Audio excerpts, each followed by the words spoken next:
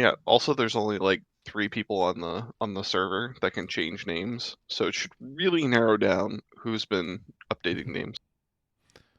Yes, I would like to add here. Thank you. Thank you, Discord, for making sure that I wanted to do that.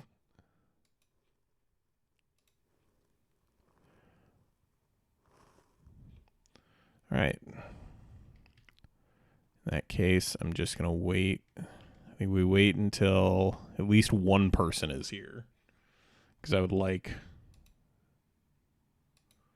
some semblance of actual populace, but. Is that one of you? Simple must have some, not me. Is there a link to the stream somewhere? That feels like a good one. That might be a good idea, yeah? Twitch.tv/ the Popper Cube. Let me edit that because it didn't turn into a link.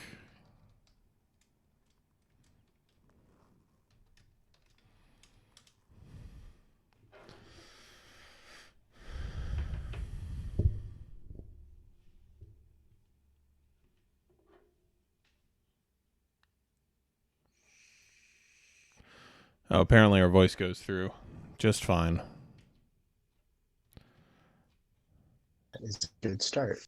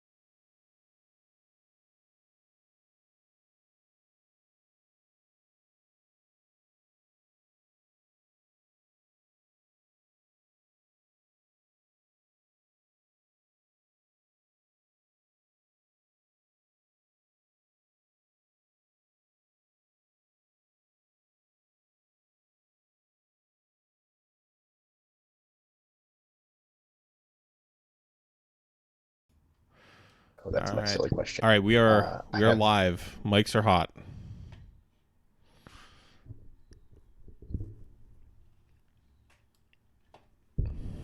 All right. Yes, while we're just waiting for folks to filter in Popper and Salt, this is the one time of day that is not abhorrently early for us, not abhorrently late for the EU, and not I don't actually know what time it is in APAC. I'm gonna be honest. But I'm glad you're able to be here with us.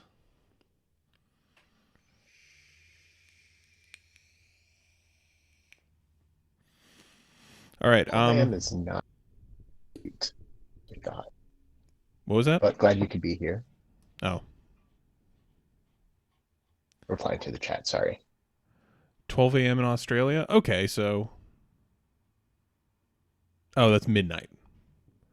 Yeah, I guess that's if you stay for the whole thing, you might be a little upset, but right now it's not too bad. All right. I guess we'll get started. So, I spent a whole ton of time watching streams of the MitGo Cube and also recorded content of the MitGo Cube, which obviously is designed by the lovely Stibbs. It is a 540 count cube instead of the 419, the iconic 419.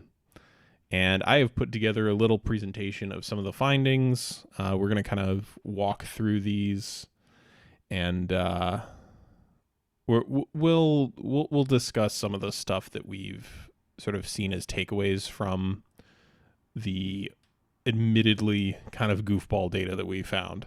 So, disclaimers before we start. This is anecdata. I sat down and watched a bunch of cube streams. This is not empirical. Streamers obviously represent a biased data pool. They are making entertainment. There are streamers who will do stipulation drafts. There are streamers who will take something because it is fun rather than it being empirically the best, quote unquote. So, obviously, not a perfect pool. That said, these are folks who don't necessarily have a stake in the cube. So because of that, they are in a different way. They are better data, and in some ways they are worse data. But this was just a chance to sort of get outside information. And obviously the MitGo list is a decent amount different from the main list, although a lot of the same themes carry through. Obviously, the popper card pool is not the deepest, so some things aren't going to be as well represented at a larger scale just because of how numbers work.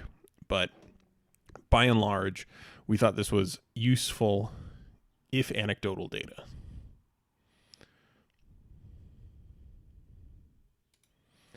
All right. First point, green appears to be underperforming. A majority of content creators did not show interest or gravitate towards drafting green cards. And then from there, most of the times I saw them playing against green decks, they generally had a positive outcome.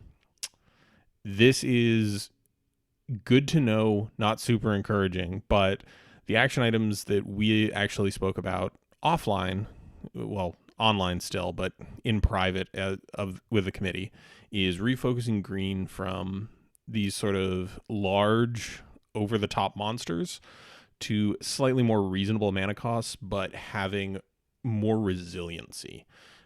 What this means is, in the short term, we are probably going to be testing out the limited return of hexproof and similar mechanics that make it hard for your 4 and 5 drops to get eaten by 1 and 2 mana removal. I should note, in an earlier draft, I had a very large all caps bold. This does not mean Boggles is coming back. I think that holds true to this day. I didn't put it in here, trying to keep this light. But yeah, the idea here is that green should force slower decks to commit to the board to remove their creatures, and also have a way to go over the top of the smaller creature aggro decks.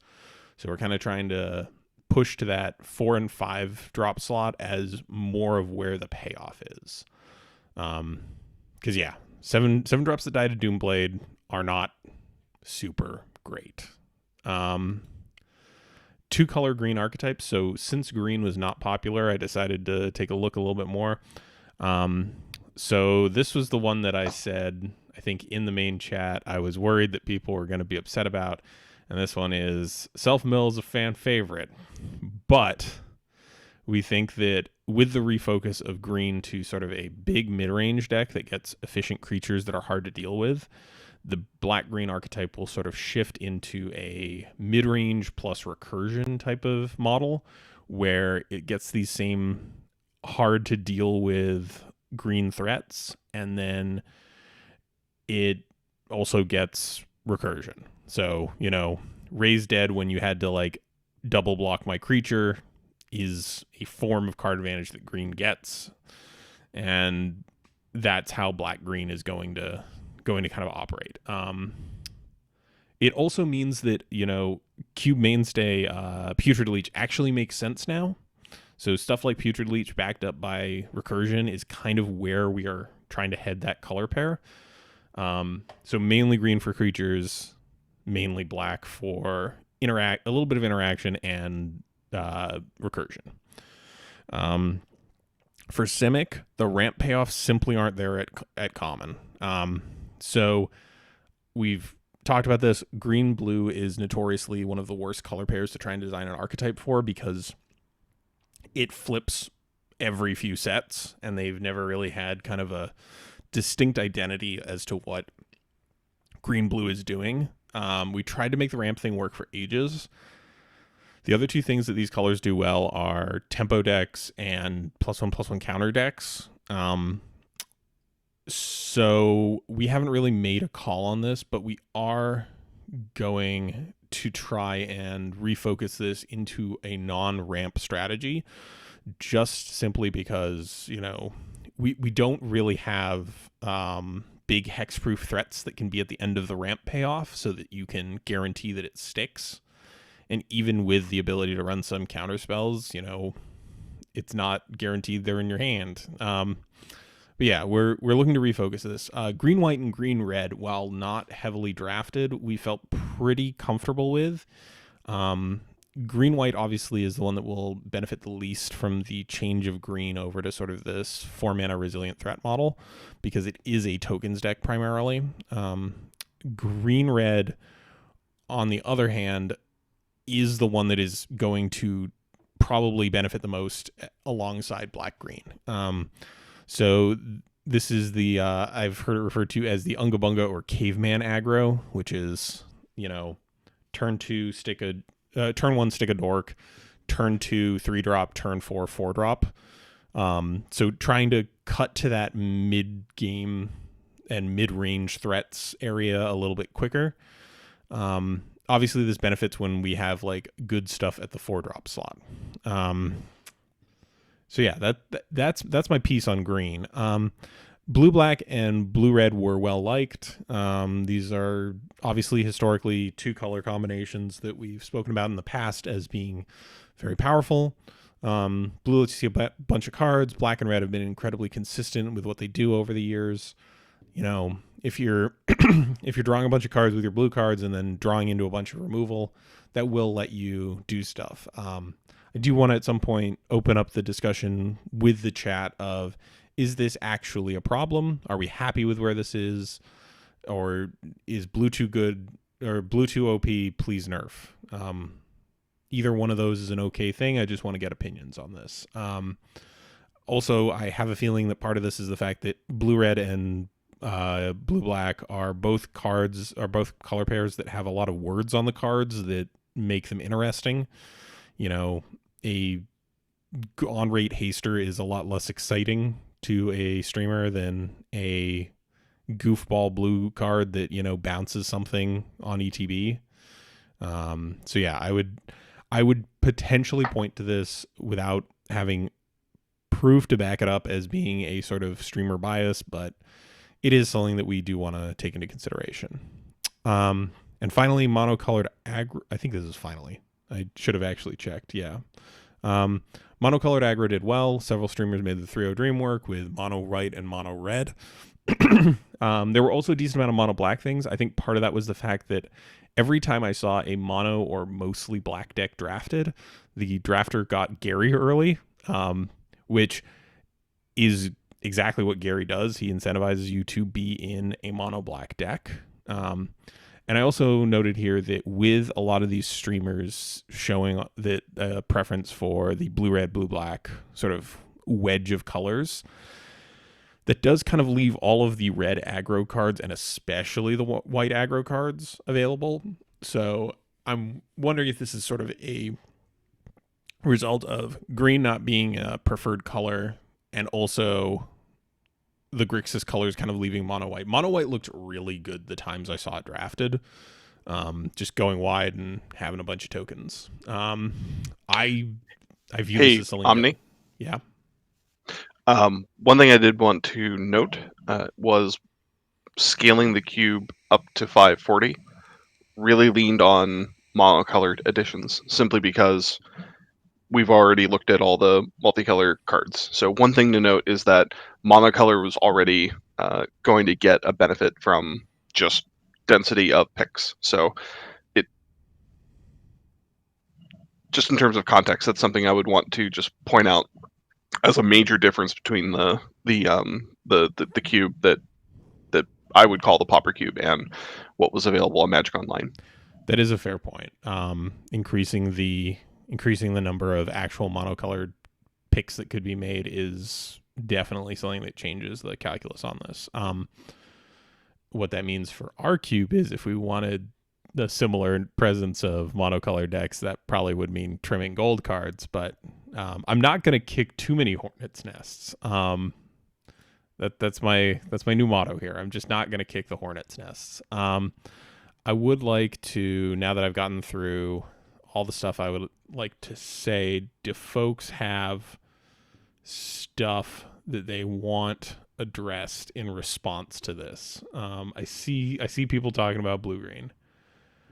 Double Fried says green being the metist color aligns with my gut feelings. Simples MW says I agree. I never like taking green top end cards. BG take makes sense to me. Okay, so I'm seeing mostly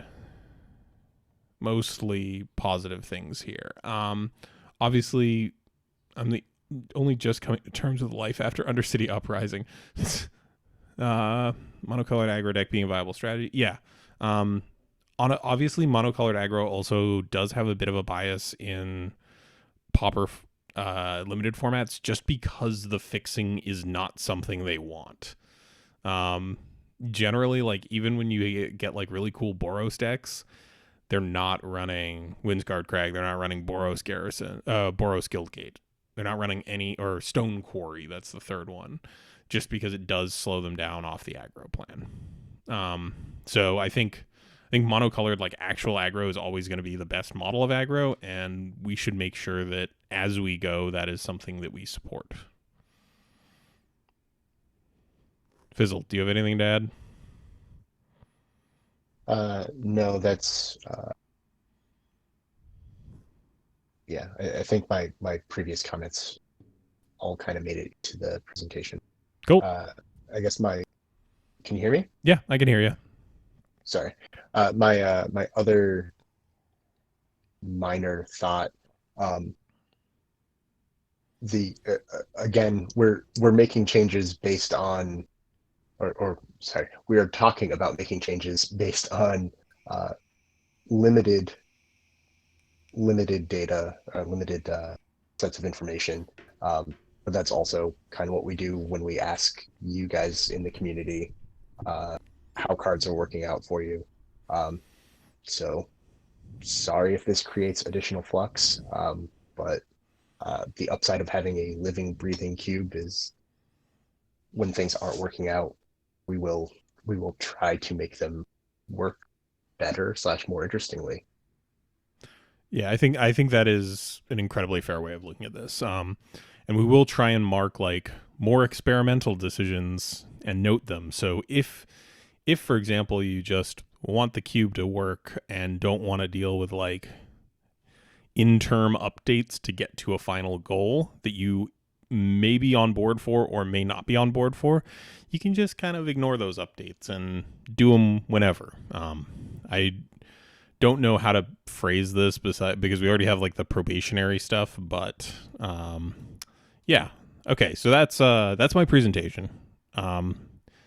I'm sure I'm going to get roasted in the chat by all of the other committee members because I'm very bad at PowerPoint.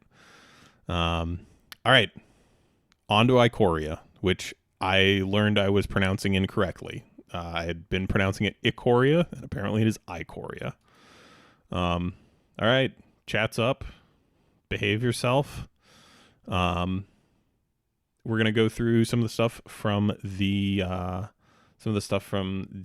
quick hits, and also addressing some stuff that folks have brought up. Gonna kind of start off with an easy softball one. Garrison Cat. And I mean, there's no real other way to say it, but like this is a hunted witness, this is a doomed traveler, this is so many other things, but this is the absolute most boring version of it. Front end's a vanilla 1-1, back end is a vanilla 1-1. So this is definitely like density. Got Stibs advocating for this is pretty. All right, so as far as I'm concerned, I don't 100% think we need this, but I'm willing to listen to other folks. Obviously, folks in the voice chat can join in, folks in the actual chat can join in. But yeah, I think this is one of those things where I think we're fine with the count of like creatures that die into other creatures, but if other folks disagree, I'm more than happy to listen to this. It's the worst version of this ability, right? It is definitely the worst 1-mana 1 cat party. You could make an argument that Sacred Cat is worse because you have to pay for the token, but you could also argue that you get to choose when you get the token, so they can't like Pestilence once and then Pestilence again and kill both. That one also has lifelink stapled onto it, which is not nothing. Yes. Yeah, so I think honestly, this is one of the most sort of it looks a lot like other good cards, but I'm not sold on it, and it doesn't look like folks in the chat are sold on it either. From there, let's talk about some of the other ones that I felt were solid cards and that both of us seemed interested in. And that's going to start off. Apologies, I have roughly 1 million windows open at this point in my life. That's going to start with the first of our handful of mutate cards, and this is Vulpikeet. This is a fox bird. It mutates for 2 and a white, and whenever it mutates, you put a +1/+1 counter on it. So the dream here is turn 2, I make sure I have a non-human in play. Turn 3, I get a 3/4 flyer for 3. I like it. I don't know. I don't have much more to say. Like this, this just seems like a very, very on-rate creature. Yeah, I guess I thought you were going to say more. Similarly, I enjoy the idea of this. This is I'm not amazed by the body, but like I'm also not hugely upset with a 2/3 flyer for 4. If I'm in a bad enough spot where I can't possibly mutate it, and giving my slightly earlier drops more evasion and an extra boost in terms of the body is pretty reasonable. So I'm seeing Double Fried is saying, yeah, I was about to address that. Down on white mutator due to the density of humans in white. I will point out the tokens that white produces by and large, with I think the exception of Gather the Townsfolk, are mostly non-human. But mutate is much more interesting against bounce spells than kill spells, which is fun. That is true as well from Stibs. This is one that I would like to just test out. It seems like the catch here is the fail case is this really is a 4-mana 2/3 flyer, and you're not going to have any guarantee of mutating this again. So I think like there are no mono white curves where you're happy with playing this on 3 with 1 or 2 exceptions. I mean, any of the going like raise the alarm into this feels okay to me. Like I hear your concern. I do not like the fact that like if you can't cast this for its mutate cost the first time, it is never getting that +1/+1 counter. It's very similar to the fail case of the Chimera from TBD. I guess Chimera went down to what, 2 mana if you had enough white pips. yeah, it's white 3. Yeah. I think that's a fair point. Vulpikita is a strong consideration. It's not an auto include, but it is one that we're looking at. And I do hear you double fried. I do think there is a fail case, and it's a non-0% of the time. I'm just kind of raise the alarm. Martyr of Dusk, Savannah Lions. Yeah, like, and there is also, I know Fizzled has brought up on multiple occasions that it is going to be weird that for a certain subsection of cards, Savannah Lions versus Elite Vanguard is a pick that matters, and for others it doesn't. Which is, I will admit, it's kind of awkward trying to mesh this in to have creature types matter. We do have we have had stuff like Bonds of Faith in, which does care about human creatures, but yeah, it's a bit of an awkward one. Since we're kind of doing the highlights here, the next one I think we should talk about, and we are just kind of blazing through colors here because I would like to open this up to various concerns from the community. So Dreamtail Heron, on the other hand, I think this is a bit more of a easy include. Blue has less humans overall. It does also have less creatures. This does just turn your thing into a 3/4 flyer. You can staple this onto the back of a Man of War or something, and just have a big old flying thing. 3/4 flyer that draws a card on ETB for 4 mana is something I like. Yeah. Richard Griff's hot cousin from out of town. That you're not super far off. Like, also, like, the 5 mana 3/4 flyer is not great, but it's okay. I don't hate it, is what I'm saying. Like, I will play that in a pinch.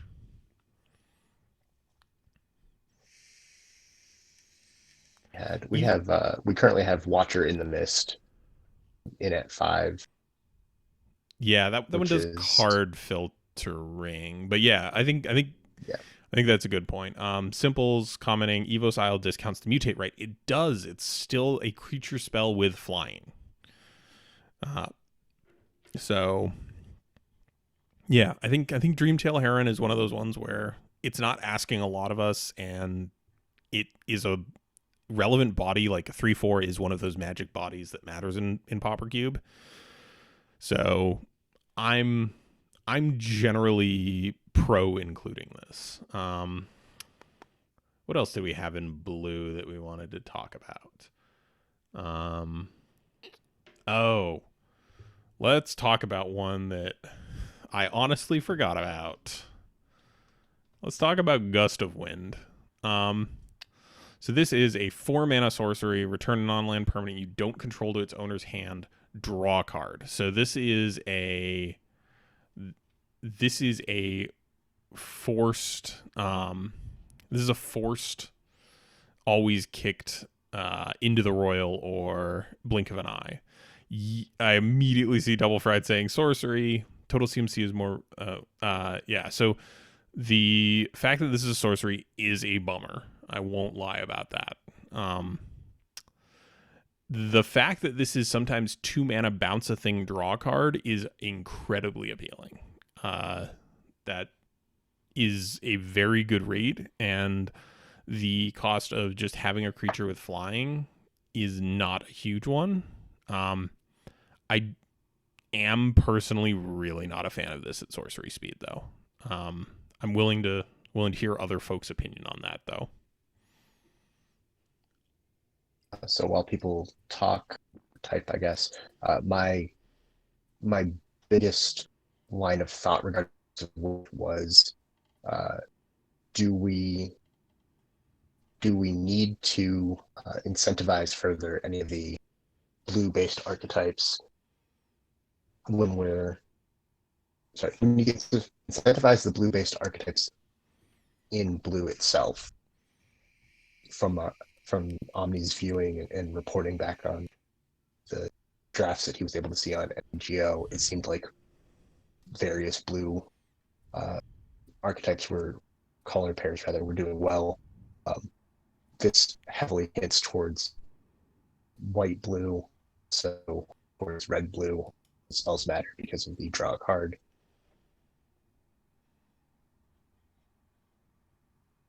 We have Thopters in some of the red spells as tokens. I like the idea that it exists. I don't know if it's essential, and that's where I would be waiting for feedback. Seeing Stib say that he's looking to arrest his admonition longingly. That's fair.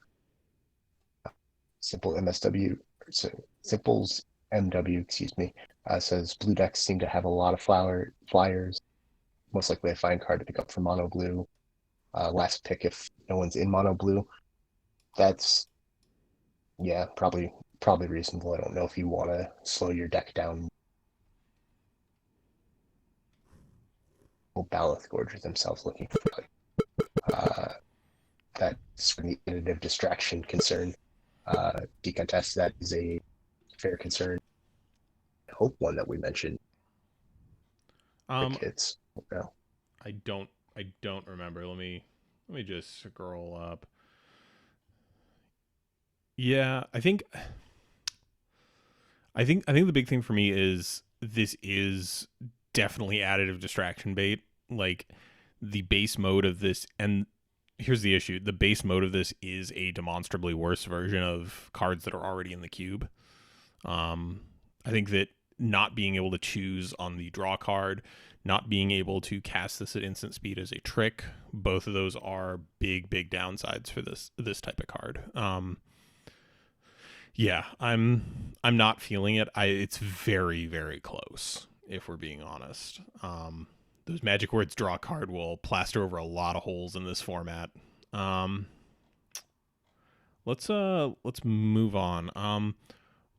Do we want to go into black, or do we want to talk about startling development, because that's a weird card. The combat trick. I mean, I think I liked it more than you did. Yeah, but I didn't love it. It's definitely just we can chat about it very quickly. Yeah, it's one of those cards where it's weird enough that it probably should get discussed. So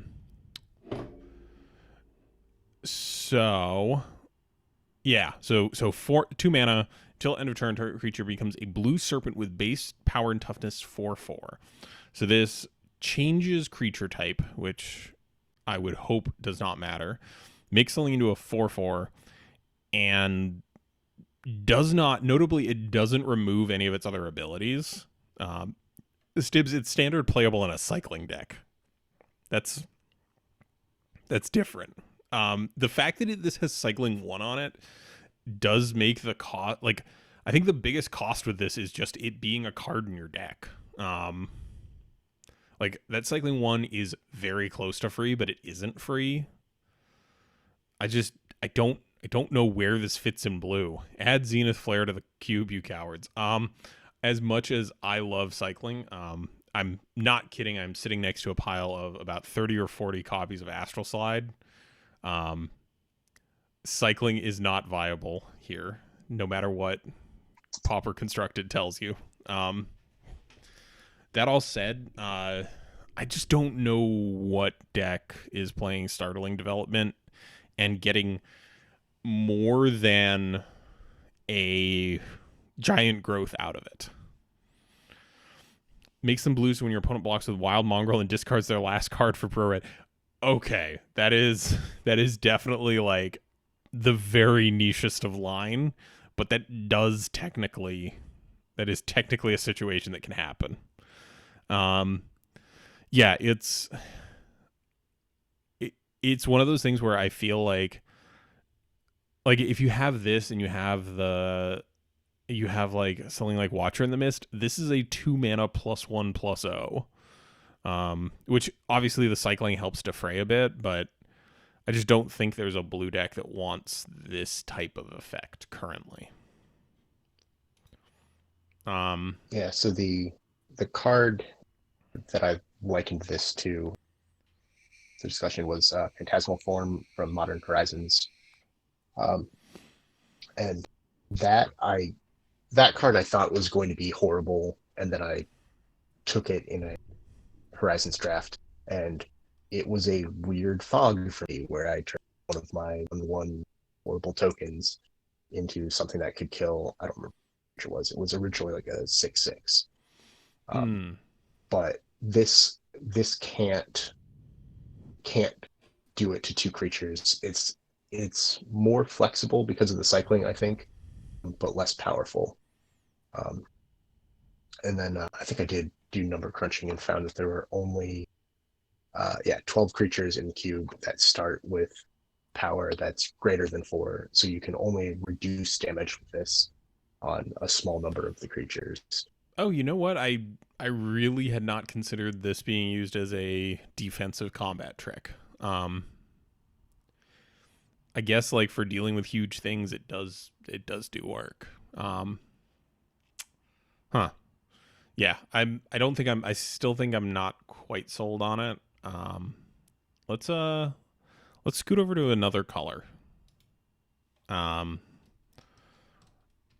and this one's been brought up a few times recently. This is Blitzleech. So it is a 6 mana 5/2 flash. When it enters the battlefield, target creature an opponent controls gets -2/-2 until end of turn. Remove all counters from that creature. Um, I'm gonna say this. I don't like this card. Um, so I hear the call about Predatory Night Stalker. Um, the best case I can see for this is a 2-for-1 that eats something during combat, but it's 6 mana. Like at 6 mana, I better be getting a 2-for-1 to leave up 6 mana on my opponent's turn. Busted late game with bounce effects. Yeah, like the issue is you're putting in a lot of work to make this work, and you're also assuming you're surviving until you have 6 mana. I have serious. I don't like including 6 mana spells that do literal nothing until turn 6, especially in a color pair that does not do any kind of ramp. That because this reads very much as a control card to me. Like 6 mana is an absolute pie in the sky dream for the aggro deck of ever hitting there. But yeah, I am not sold on this. Fizzled, are you? It's basically Dinrova horror. Uh, just turn 4 dark rid it out. Jeez, we're starting to see some problems here, folks. When you're starting to suggest turn 4 dark ritual, I think we may have hit on something here. Fizzled, what are your thoughts on this? All right. Well, one, everybody's making this way too complicated. You don't use Dark Ritual. You don't compare it to Din Rover Horror. You're going to use Sneak Attack, so you can do this anytime. It's 1 mana. Alrighty. But yeah, that said, the this card seems to incentivize, like you said, it incentivizes control decks. There are a lot of removal spells that are 6 mana, like this, that give you basically 2 cards worth of value. Potentially do that.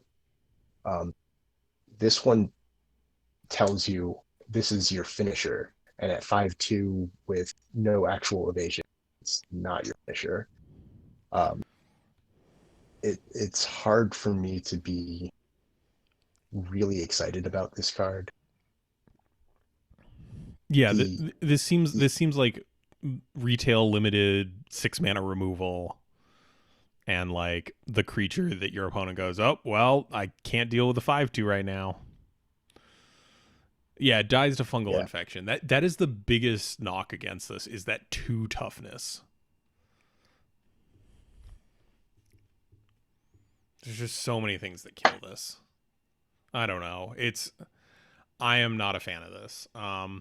Let's talk about something that I do actually like, which honestly surprised me. So there was a riff on a like modular Vampire Nighthawk where you got to make the choices, We instead got Boot Nipper, which either comes in as a Hand of Silumgar or a Child of Night. So it's either a it's either a 2/1 with Death Touch on it, or it's a 2/1 with Lifelink for 2 mana. I like this more than I should.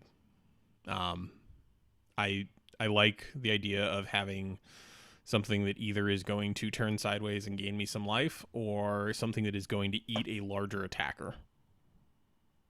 I don't know. There's nothing flashy about this. I can't really justify it. I just think modal cards are sweet. And I think both the modes on this are surprisingly reasonable because they have been printed as their own card in the past. So by contrast, I think you like this card about exactly as much as you should, because I adore it. Do we have the side by side ability this time, Omni? Yes, we do. What do you want on the other? Thrill Kill Assassin. Thrill Kill Assassin. Let me just cue that one up. I really hope Thrill Kill is hyphenated. It is. All right. So we doubled up. So this is a 1/2 for 2 mana with Death Touch, and it can come out as a 2/3. Yep. Notably can't so block. Correct. So that's really the Thrill Kill incentivizes this aggro all in deck, but sometimes you ended up in blue black and you wanted that extra toughness, but with the Death Touch, obviously to slow down the threats that were coming towards you, so you could get to your late. You could cast that Din Rova horror we all love so much. Boot Nipper is more fragile, but the ability to block while still being a Death Toucher to hold off potential 4/4s, or a lifelink creature that can soak up some smaller token creatures and gain you some life, saving a turn. Really, it seems like the sort of play pattern that flexibility is much more appealing. Decontest asks if tokens. Oh, go ahead. I was gonna say, he's asking if tokens are being pushed, does one toughness creature compete? And the answer is a one toughness creature is still going to die, but your Thrill Kill Assassin is going to not be able to block most of those tokens most of the time anyway.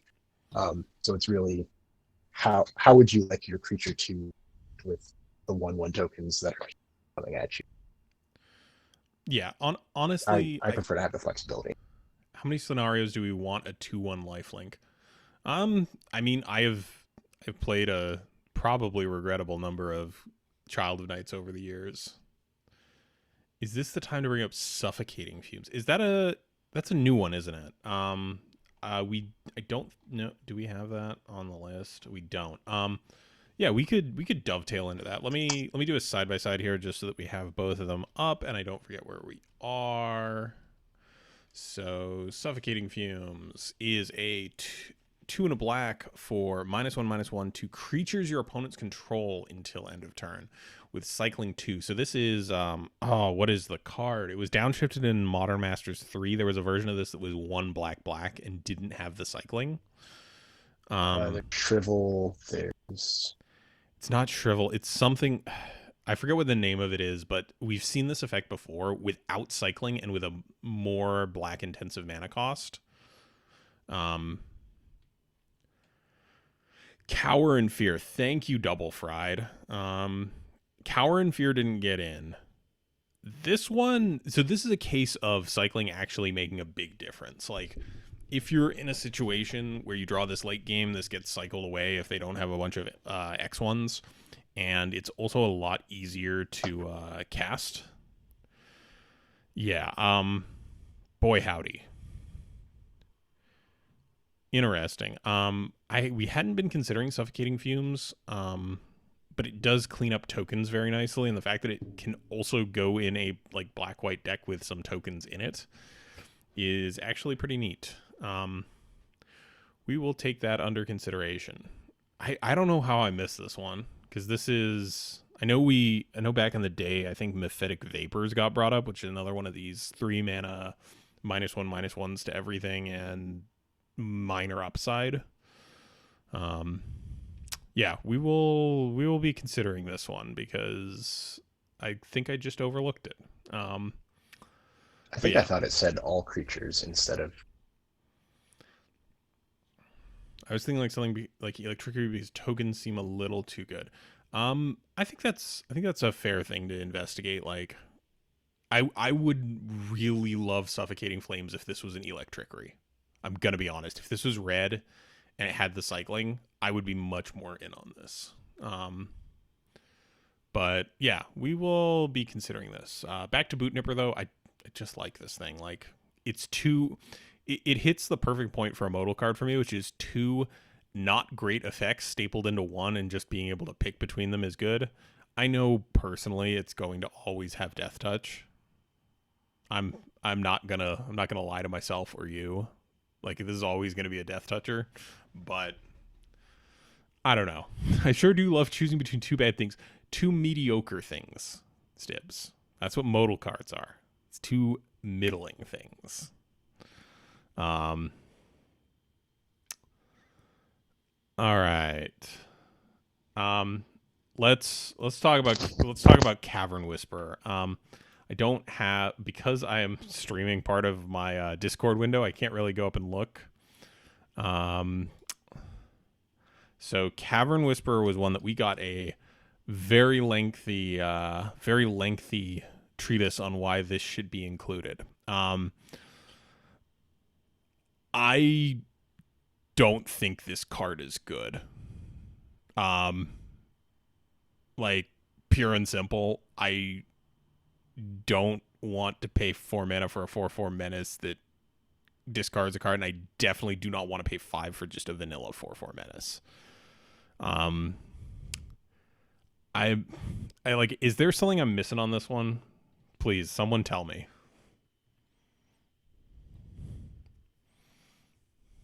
So I think, of course, who wrote it in the other. Yeah. So I like Cavern Whisperer a little bit more. Uh, the person who wrote that article made a good point. Uh, the the 4/4 menace body is pretty good, um, even at the 5 mana rate. Uh, I don't mind. I don't mind only being able to force them to discard once. It doesn't create as many non-games as something like Chittering Rats uh, or Okiba Gang Shinobi did. I I haven't found myself super excited by most of the mutate cards though, because I'm definitely thinking too much about the fail case Ikoria limited. Yeah, I think this is one where Saw that. like the fail case is just incredibly underwhelming for me, and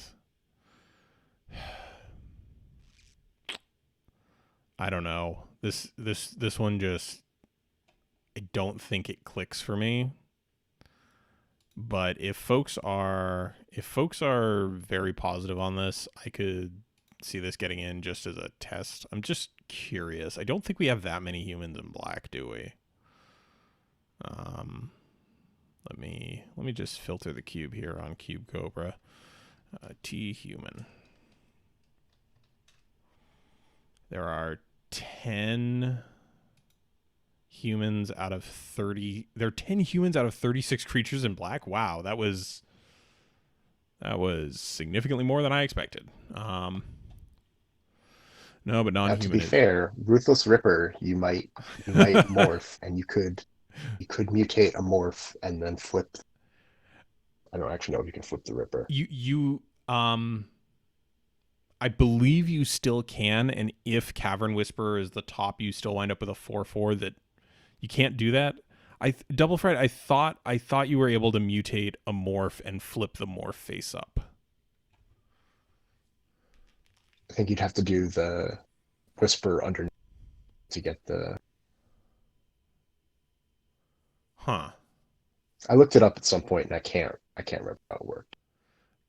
God, that is weird. That is very strange. Yeah, I as as I'm sure I'm not the only one, mutate is a very complicated ability that has a lot of weird edge cases, and I think that's part of also why I'm hesitant to put in some of these cards. Also, the longer I stare at Cavern Whisperer, the more the art creeps me out. There's just too many limbs on that thing. All right. I'm hearing that I may be in the minority here in liking this horrible demon thing. This is the first time I've seen creature type nightmare, and that showcase art. Let me see. The showcase art is less terrifying, in my opinion. Like, that's very comic booky, and this thing just, I don't know. It's that is the type of creature that if it shows up in a horror movie, I'm like, I'm not feeling it. I'm not here for it. That thing's creepy. Enough art talk though. I will definitely admit that I am not the only person with a vested interest here. Let's talk about a color shifted reprint, because that's always a good one. Night Squad Commando, which is, of course, just pulling it up in the other side here, which is, of course, a Mardu Horde Chief in black. It has slightly different creature types. It's not a huge difference there. One of them is a soldier that makes a human soldier. The other one's a warrior that makes a warrior. I don't think that those creature types are a huge issue, but I like Mardu Horde Chief. I don't know.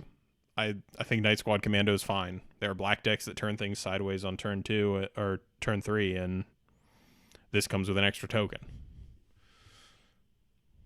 People were pretty high on Mardu Horde Chief on Mitgo, it seemed. Mardu Horde Chief is better for mutate, yes. Typing will only be relevant depending on the mutate inclusion. Yes. Obviously, this was a very distinct decision to make it a human soldier so that it can't get mutated onto. Yeah, Mardu Horde Chief was pretty popular in the drafts I saw it get picked. Folks are pretty high on it. I think part of that might be the fact that it's something people know. Cons is a very good limited format, and Mardu Horde Chief is pretty solid there. All that said, I don't know. I will note that Faith also cares about human types.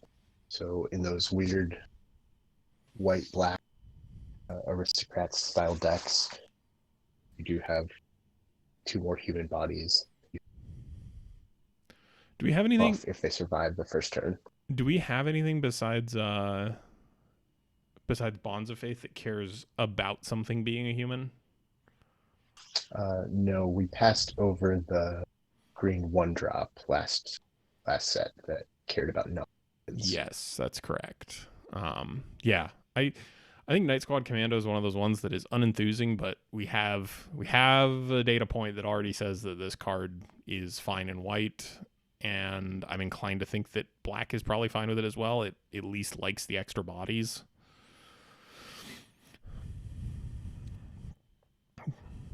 Yeah, I don't know. This is one I'm unenthused about, but we have a data point. Just gonna keep going here. Let's talk about something that let's talk about a funny card that is not dissimilar to something we already know, and that is the good old Blister Spit Gremlin. It is creature type Gremlin. I like that. It's on brand. I call my very tiny dog a Gremlin all the time, and I like this thing.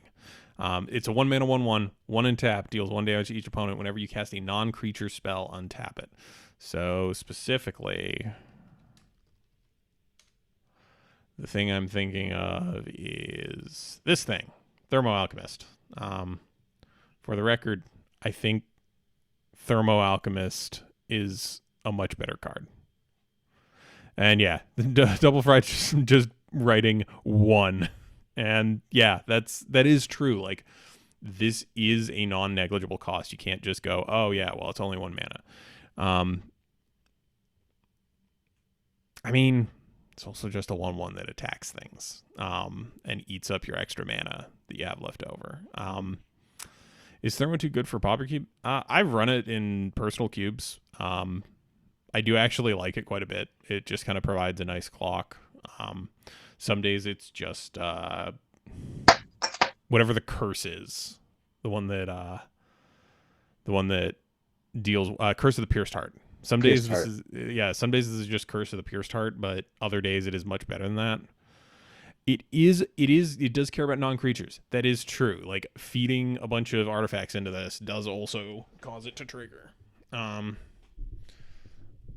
That said, 1 mana. I do think that, like, the most succinct argument against this is just the 1 mana symbol there. That said, I love me a 1 mana 1/1 that it goes great with signets. There we go. We've hit it. We've gotten there.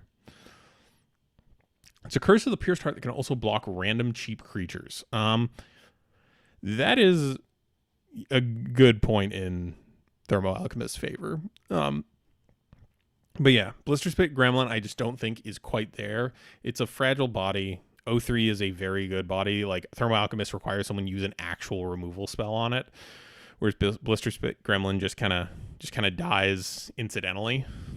I don't know. I'm not feeling this right now, but it's kind of like a worse extort with the Gremlin. That is certainly one way to look at it. Yeah, I'm not feeling it. If folks want to argue on that, I will listen. We've talked about all the mutates so far. Do we want to talk about the red one? What the red one is? Cloud Piercer. Sure. All right. Oh, that's it all. What? Yeah, we can talk about it.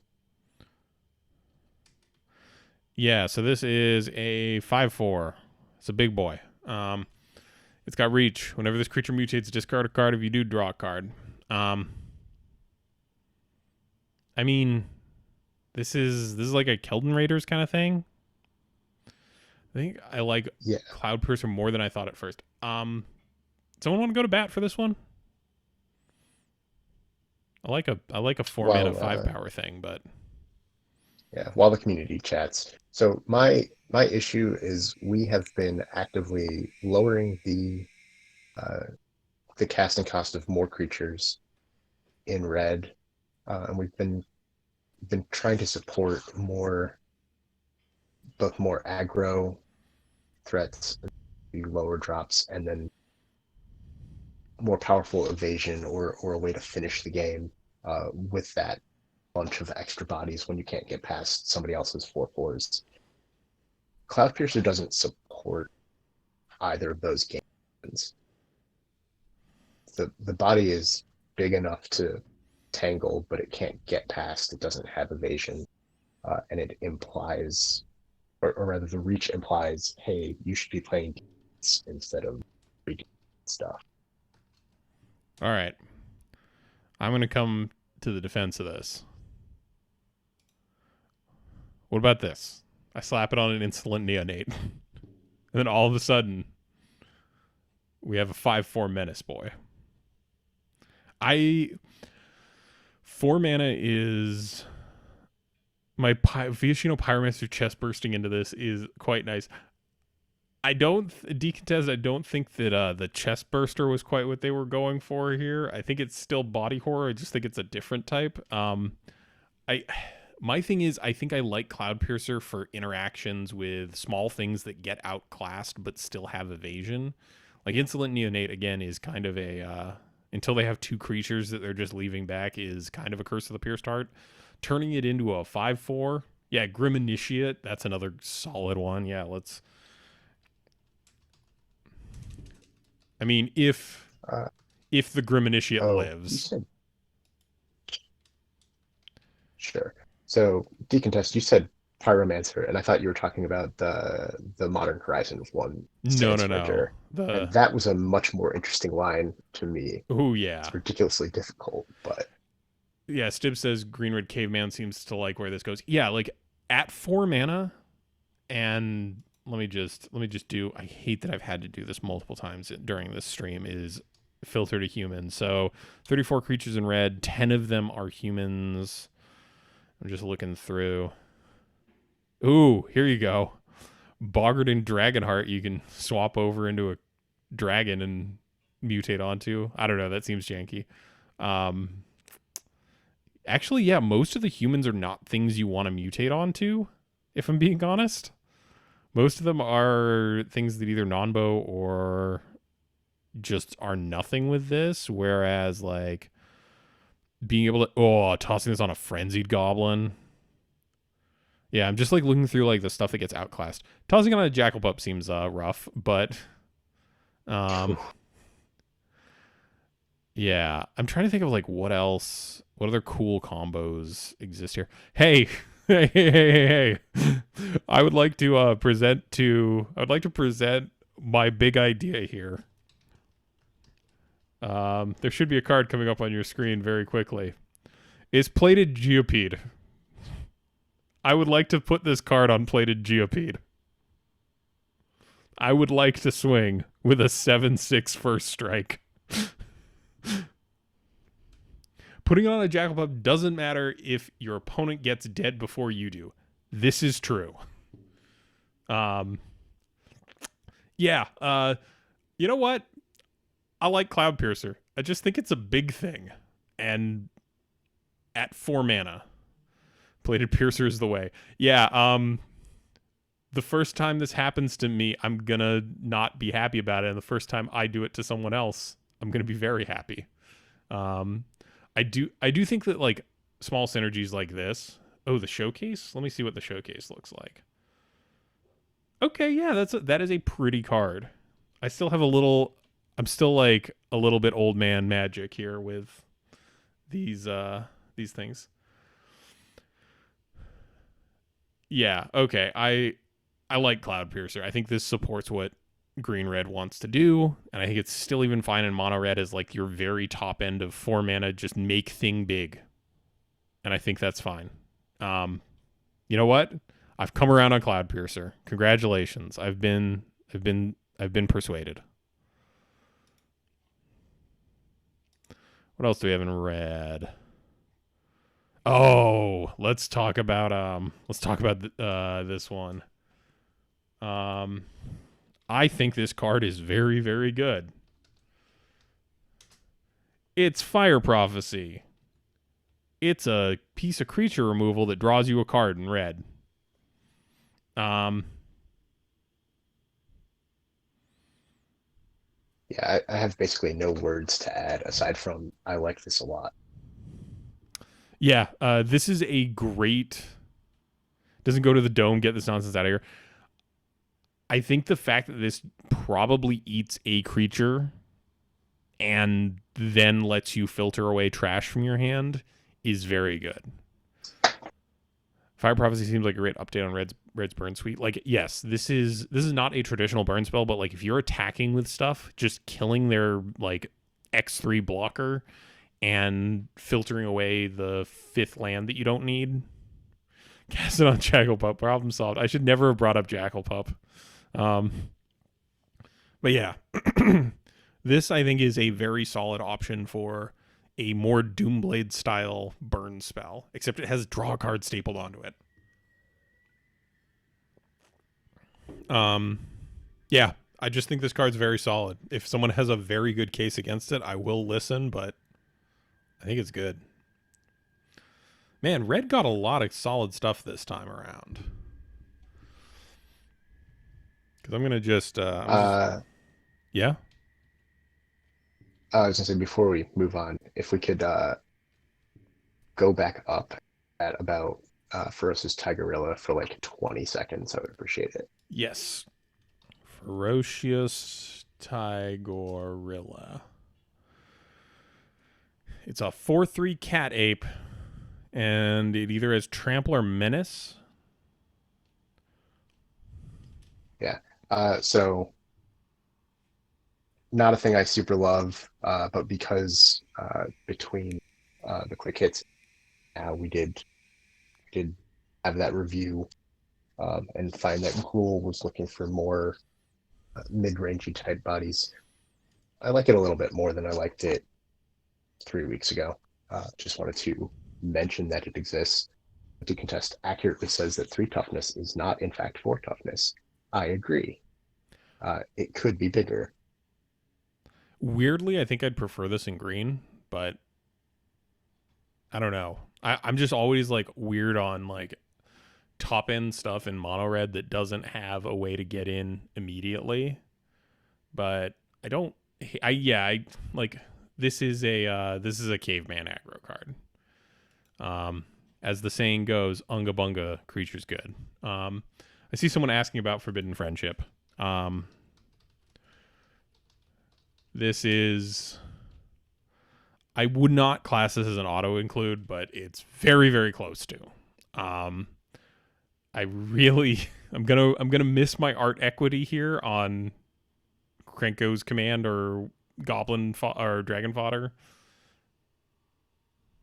What? What's dibs? Or on Goblin Instigator, we could kill a creature in order to get a spell. Why it isn't a strict upgrade? The art. I'm just not a fan of this. It's weird. I hate the art on Forbidden Friendship. See, there are folks who don't care for this weird bonding moment. Honestly, this is from a technical standpoint. We don't have anything that cares about goblins. We don't have a plethora of things that care about creature types. For the most part, this is just a strict upgrade. Yeah. I there's not a lot to say on this one. It is from a technical standpoint probably I'm willing to say like 95 times out of 100 the better card, if not more. What else do we have? Oh, mutate's the only case against it, but that is very minor. Yes, since we at Pauper have at most 5 mutate cards, that is very, very slim consideration in my mind. Let's talk about a fight spell. Let's go for blood. I'm kind of off just fight spells. I don't know. Like this exists, yes, and it has cycling. I'm just gonna show y'all.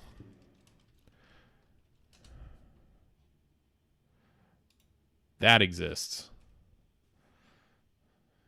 Follow the hammer. Instant speed. No chance of your thing dying as part of this spell. Yeah. Not into it. I'd be okay with a card in green. Honestly, even in green. You don't know what green has? Green has this. Many instants to do it. I am in creature based colors. I would so much rather have the punch or bite effects than the fight. Like saying I'm willing to accept maybe trading, maybe getting 2 for 1 here. I'm not into it. Cycling 1 is super nice. Cycling 1 is always good. It does not make a card that I was already unexcited about magically good. It's got to be like the most minor of things. Do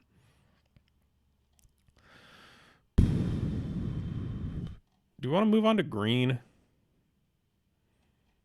We've still got from the quick hits. There's Pyroceratops and Spell Eater Wolverine.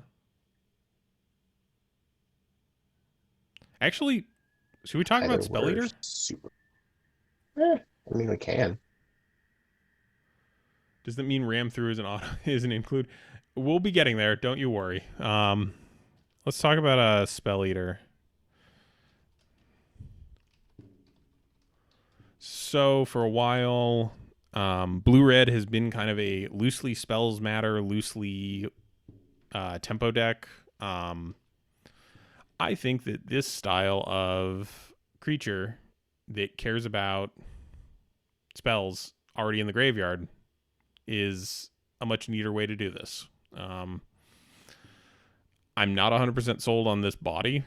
It's talking about. I'd like to talk about any cards that could flesh out Spellslinger archetypes. Yeah, like this turning sideways as a effectively a 6/2 is a bit scary. Is glowing red meme eyes? It does. This thing is still very soft to removal in this cube. This thing dies to half of a firebolt.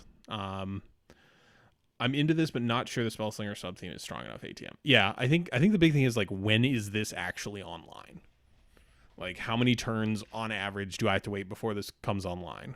And then survive through a turn with my opponent not removing this immediately. I know something 2020 dies to Doomblade. Yeah. I'm not 100% here for this, but if folks want it, we can test it.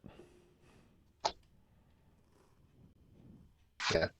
So I guess similar concerns about fragility. Wizards hasn't shown me they didn't show me the support for the drawn second card that I expected after Horizons.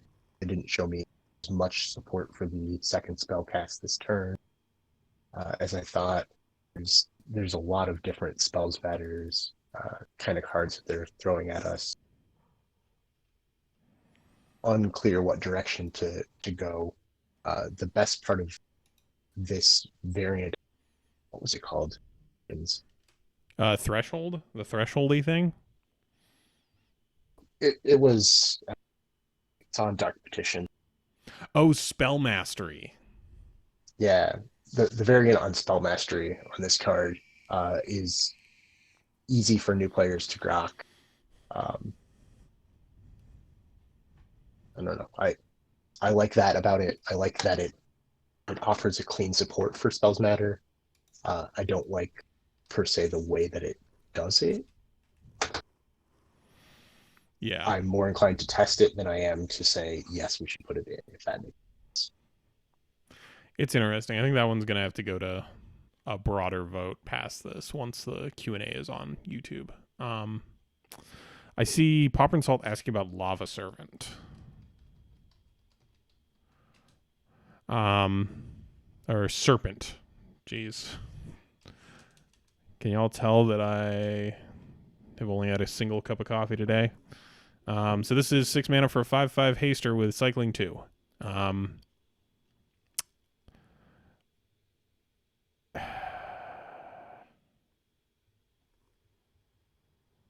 mean, I'm not into it. It's a top end. It doesn't inspire. It doesn't have evasion. That is honestly my big thing. Like, if this had trample, if this was like actual 6 mana ball lightning, maybe we'd be talking. Because of cycling. Yeah. Like, the fact that if you're not hitting your, I just don't know what, like, the blue-red tempo deck doesn't want this. The mono-red deck doesn't want this. I'm trying to figure out what deck does want this.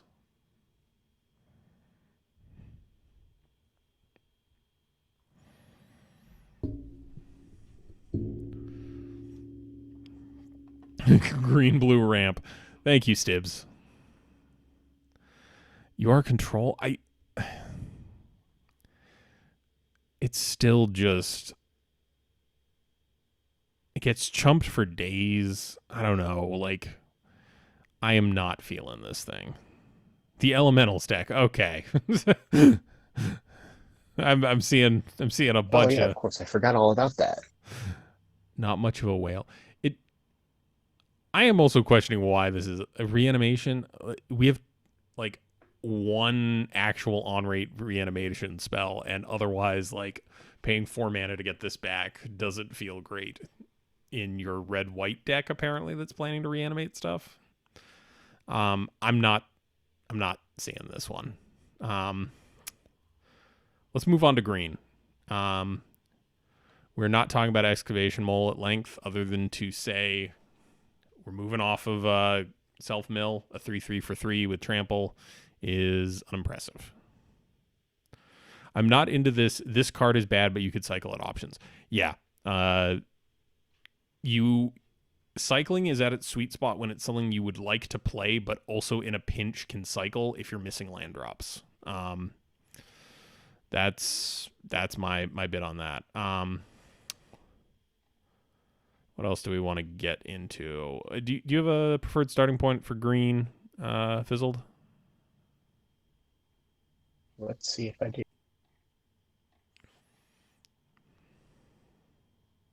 Grown. Did we want to talk about fully grown? We can talk about fully grown. I have words about it. Guess. How do folks feel about this? Something's a trampler forever, and it gets giant growth to this turn.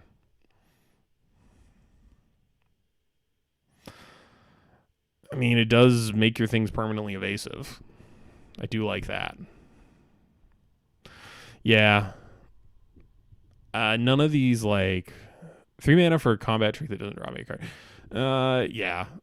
I'm seeing a lot of, like, very lukewarm responses. I think that seems consistent with where we came down on it. Yeah. I think that's what we're gonna find. Would you pay 2 to give something a trample counter?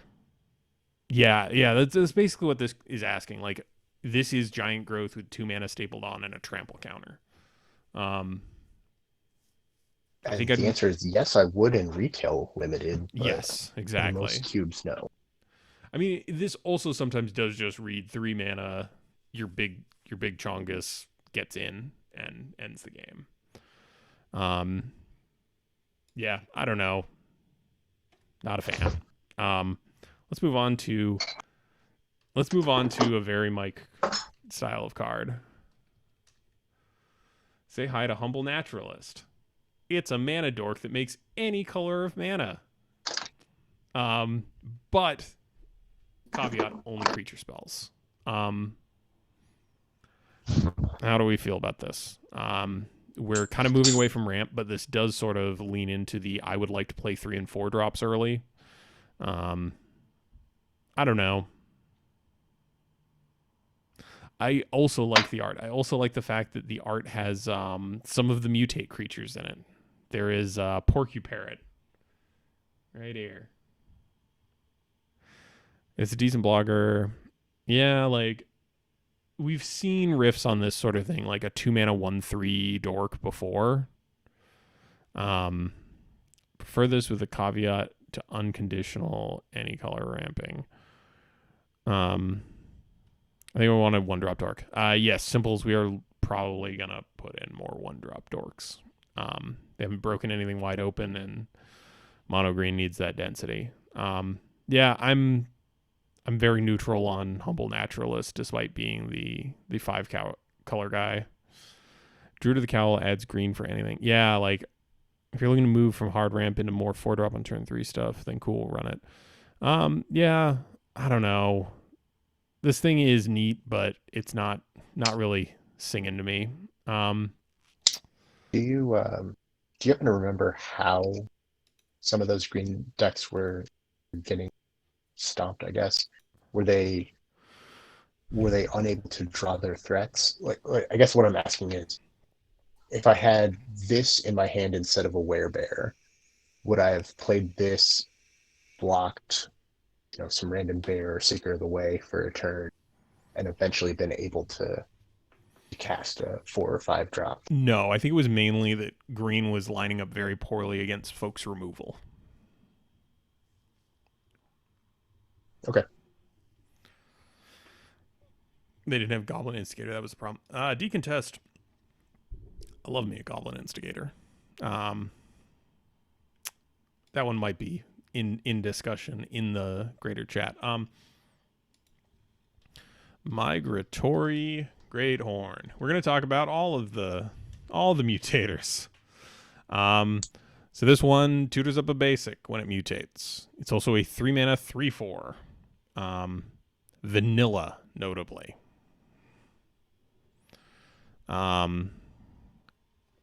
MotoCube just had too much removal. I think there's also the issue of a lot of the threats that are at higher mana costs just die to most of the removal in pauper cubes in general. Like specifically the black removal. Like dies to Doomblade is not a great argument, except when you have a pile of Doomblades. Okay, let's move on to Migratory Greathorn. This one I'm comfortable in saying I am very lukewarm on. It does ramp you. It is a 3/4. It's turning your dorks into 3/4 is something. Not sure if it matters enough, but 3/4 is a decent body. Yeah, I mean, it's. I guess if you're turn 2ing this, right? Like turn 1 Llanowar Elves, turn 2 hit your land, mutate this onto Elves. You're at 4, technically 5 mana. Does this work with How does this work with Young Wolf? All right, Decontest. So this one I do actually know the answer to. If a mutated stack would go to another zone other than the battlefield and then return, they return split. So if you put this on your Young Wolf and it dies, you get a 2/2 and a 3/4 separated. I don't know if that's how you wanted that to work.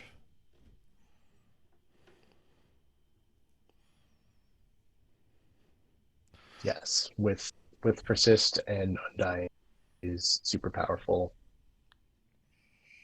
Not yeah, you do get a 2/2 and a 4/5. Sorry, I forgot how undying worked for a second there. They both get the counter. That is correct. Because they're one object that has undying when they're on the battlefield. They leave, they come back, both off the undying trigger. Butcher Ghoul. Yeah, like you can. This is the one that I'm like the most neutral on, just because it's. I don't know. Maybe I'm like miscalibrating on all these mutate things, but I'm less excited about this one, which is weird because I love ramping. I do. Part of it's that in Ikoria Limited, they're much easier to assemble a big stack of mutates to get multiple triggers. In our case, I don't know, half the time, if a creature is a big enough threat, somebody will kill it the turn after it comes in. You have to have gotten a card worth of value out of it. And the cool thing about these is they do kind of have pseudo haste. Like if you've got a creature that's been out for a turn and you can mutate onto it, this thing functionally becomes a hasty creature.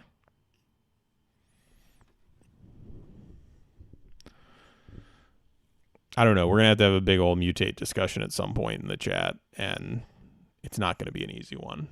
Let's move on to a good card that I don't think anyone can possibly argue against. We have like 2 or 3 cards that are worse than Ram Through. Ram Through is a good card. Bare minimum, it's better than all of our fight spells. The upside of this is, if you've got trample on it, literally punch so hard your ancestor feels it. Yeah, like it's not super frequently that we get stuff where I'm just like, yes, this is an auto include. This is an auto include. This is a very good card. Rabid Bite is already like not the most ridiculous thing to see in a pauper cube. This thing is Rabid Bite on steroids. Yeah, this is so good. The fact that like this can be cast mid combat on your like trampler to fight, like if your opponent has like chump situations and they like chump one of your other things and it's going to be or they block one of the other things and it's going to be a trade, you can ram through, kill that thing, and then punch them as well. I don't know. I don't know what fatties will ever get Death Touch. Yeah, I don't even think you need Death Touch. I'm going to be honest. Like, this thing is just solid. You present very little risk to yourself in terms of your stuff getting blown out directly by it. But, yeah. Going way too late in Ikoria drafts. Yeah, I would... This seems like... This is very close to Green Doomblade. And I don't say that lightly. I'm just kidding. I don't take anything too seriously. Not a ton of trample in the cube. No, but like the front half of that is fine. Like even if this is just 1 and a green piece of removal at instant speed, I'm fine with it. I think this is very much an additive distraction card. Like, I think you just play it as. I think you just play this as 1 and a green, kill a thing, and then sometimes my opponent gets hit for damage. I think that is still completely fine and definitely better than something like Pounce, which is just an instant speed fight. So I think we've got stuff that can be improved by this. Survivors, Bond. Here we go. Return a human from your graveyard. Return a non-human from your graveyard to your hand. So 2 mana potential double raise dead in green. How are we feeling? Sorry, I'm like looking at the chat. Why isn't the chat talking? Because they can't. They don't have microphones. Yeah. So I feel like at some point, so when we did the quick hits, I must have searched for all of the green regrowth effects that are legal. Almost all of them only can get 1 creature. The occasional upside of getting 2 is appealing. If we were pushing heavier into self-mill, I'd be maybe more excited by this. I like flexible regrowth. I'm sorry, the possible flexible regrowth. I don't like raise dead, but there's going to be too many situations. I think this has that same additive distraction situation. If you know your deck has the ability for you to get 2, are you going to delay too many turns with this in your hand instead of getting the 1 creature back and maybe game? Instead, are you going to lose because of it? Yeah, I'm not into this. If I'm gonna be honest, I just it maybe is a 2-for-1, but it's fine. Yeah, it's definitely not good in monograin, but it's probably fine. I'm also just noticing that this is a like oxen or something with a gorilla's face, which is terrifying to me. Yeah, I'm just kind of whatever on this. I think when it works, and you're gonna feel great about it. But yeah, it's a mutate set. Like it cares about humans versus non-humans. Let's move into colorless. We've got our good friend Farfinder. Farfinder is another one of these in the line of 3 mana 1/1s that net you card advantage. It's also a very adorable little fox with antlers. Incidentally, it's a colorless creature, but not an artifact. It I is. don't know how often that will come up, but it could. Those are always weird. So, for reference, we are already playing one of my favorites. We are playing this guy, Sky Scanner. It's a 1/1 dork that draws a card for 3. Farfinder is a 1/1 dork that draws you a land and has vigilance. I don't know how far we want to go down the rabbit hole. We already have Cloudkin Seer, which is probably the best in class for this. It's a 3 mana 2/1 flyer that draws a card. Then we have Sky Scanner, which is 1 less power but all colorless.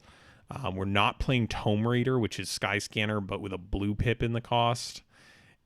Is Farfinder, we're not currently playing this one, Pilgrim's Eye. We're not playing this one. I'm honestly fine with this just kind of getting Skittering Surveyor is a closer card, right? Yeah, I mean Skittering I would personally play Pilgrim's Eye before Skittering Surveyor, but Skittering Surveyor just has an extra point of toughness in exchange for not having vigilance. Unlike Farfinder, since it's 1/1, at least Pilgrim's Eye can fly. Yeah, that's kind of it. I don't know. I'm pretty neutral on this little fox. It is very adorable, and I'm sure this is a very good mutate target because it has vigilance stapled onto it. This definitely feels like, I don't want to say this is the worst in class because I would take this over Skittering Surveyor. I think ? I think Skittering Surveyor is extra. Yeah, like, I don't know. This is the point where we're splitting hairs, and I don't think either of these are cool. So yeah, I think Farfinder, neat that they're including it. Neat that it's a strangely colorless creature that isn't an Eldrazi or related to Ugin in any way.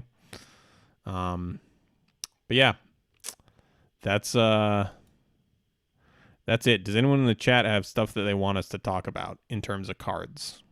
We've been at this for about an hour and 30 minutes, so I figure turning this over to the chat as a whole would maybe be a good thing. If there's stuff that folks who are here get priority. If not, I will delve into some of the stuff that folks have asked about as far as the cube in the actual Discord, but this is y'all's chance. You took time to spend time with us on a Saturday, bright and early or very late in the evening. So yeah. When you think about 4 to 5 mana green threats, do you have any specific cards? Yes. Let's talk about them. Oh no, I've completely blanked on the name of the thing. Let's go back to the single view so I can search around in the back. Was it the 3/3? Yeah. So when we're talking about there we go. So when I'm talking about stuff like this, we're talking about things like Primal Hunt Beast. This is sort of the model that we're looking at where it's a little bit below rate, but it is very difficult for the more controlling colors to interact with. We've also got like the weird variant of it in Jade Guardian. I can't spell Guardian. I'm glad that my crop doesn't reveal how poorly I spelled it. Yeah, this is basically another Primal Hunt Beast that sometimes buffs another merfolk. So yeah, decontest. While Rancor is good on this, the point here is more to generate threats that are hard for black and red removal to deal with very easily, so that once you kind of stick one of these threats, there's a need to commit to the board to be able to like block them. An example of what we're not going to be delving into is stuff like this gem from Dragons, Conifer Strider. Like, this is the type of thing where it gets eaten incidentally. Things like, Primal Hunt Beast and Jade Guardian are, for lack of a better way to put it, a little bit closer to things like Thrun the Last Troll for this type of limited environment. That's obviously a huge power delta there, but we're even looking at stuff like and I love this one because I love me a good Crocodile. Ward Scale Crocodile, which is just a 5 mana big old dummy that you gotta chump. Preferably at some point down the road, I'd love to see I'm trying to remember what the name of this thing is. It's one that I've loved in so something in the realm of like, and this is obviously an uncommon and not viable here, but like Scaled Behemoth, like these sorts of like very difficult to answer threats in like the 6 mana realm, or like 5 mana for something with trample on it. And obviously these effects are tricky. We aren't running that many auras anymore, especially problematic ones like Armadillo Cloak, which get out of hand very quickly with hexproof threats. And instead we're just kind of able to provide these bases, because like you slap some +1/+1 counters on a hexproofer, like you're gonna be getting in. Would you say? Would Adrian say it's basically the Pauper Thragtus? Oh boy, let's not go down that rabbit hole. Yes, I'm sorry, Scotty, I just have to do it every so often. we're just using this as an example of something that we would love to be able to add in the future if it gets printed. So that's sort of the thing we're going to be paying attention for. Also worth noting is stuff like this, Rollback Rhino. I even when we were first discussing this idea in private behind the scenes, I even brought up, and I'm going to put it on screen because I love this card, because it's a part of my childhood. Oh, no, we're not doing that art. Come on now. We're doing this. There we go. Stuff like Blastoderm, that just these big, hard to interact with things. Obviously, Blastoderm's lack of evasion is kind of a bummer. But, you know, having Hexproof back would mean that there would be a chance that Heliod's Pilgrim does just find a pacifism. Doesn't just find a pacifism. Yeah, like we don't have that many auras in the cube right now that folks are actively looking to grab and put on things. Like, I'm just looking here for proactive auras. Like, Bonds of Faith isn't a proactive aura. Got Moldavine Cloak. I think they're almost all in green. Moldavine Cloak, Elephant's Guide, Rancor, Cartouche. Trying to see, even just like being able to, like, the application here for one of those in like the Caveman aggro style deck is, you know, you live the dream of slapping a Colossal Might on one of these things and blowing your opponent out. In this case, something more in the. So, just for reference, Primal Hunt Beast and. Cat Party asks, do we run Madcap skills? We do not currently run Madcap skills. Yeah, we don't run a lot of auras, if we're gonna be honest, that aren't removal. The downside of getting 2-for-1 is just a big pain. And disincentivizes people to. We do run Rancor. And Rancor is the classic, like, oh, as long as they don't remove it literally in response to me casting this, I'm getting it back. I'm going to get more than a card's worth of value out of it. So stuff like Rancor is Madcap skills on a hexproof creature. Yeah, like, there is some discussion. We don't want this to devolve directly into there is a Boggles deck and it sucks to interact with. We do want to lean more on things like this interaction here. Like, this is still a very powerful interaction to have in the cube. Yeah, not sure if I actually want to play against that. Yeah, like, we're trying to make it so that green has creatures that are hard to deal with in comparison to what they have now, and that come down earlier. Like, Primal Hunt Beast is very believably a turn 3 3-able threat, and if you have it on turn 3, like, odds are your control opponent probably, if your opponent's on something like control, they probably don't have stuff to deal with it. And if your opponent's on like mono red or mono white aggro, this thing is probably still preventing some number of creatures from attacking. Yeah, I think. What about ways to deal with them? Do you think Edict effects is bad against someone with dorks? So the basic gist of things is the idea with these hexproof things would be that you have to commit to the board. Like, instead of just getting to free roll like pile of removal spells and like 1/2/2, the goal here is you commit to the board.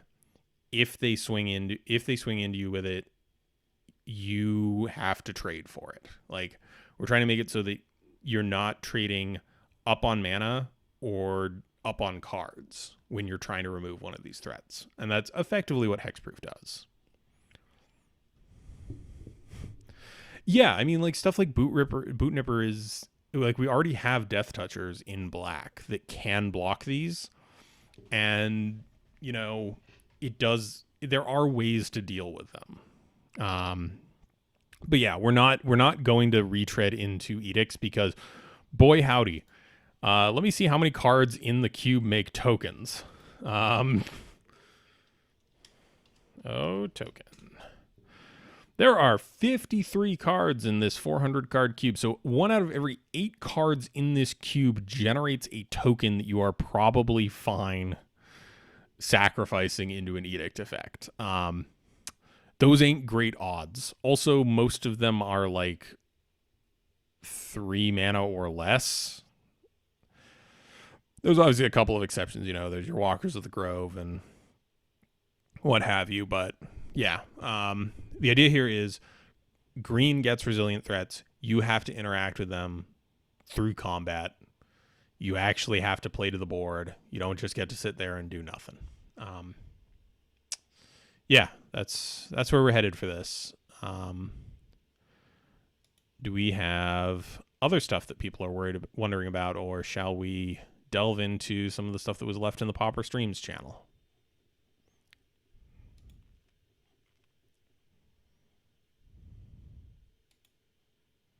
I'm trying to wait for the audio to catch up with us. Oh, for sure. Say. I always know there's a bit of a delay. I've got it set very low, but... Good morning. Shout out to Boot Nipper. Yeah. Burn spells. Question mark. Can you be slightly more specific? Yeah, I was going to say. I'm willing to entertain questions about burn spells.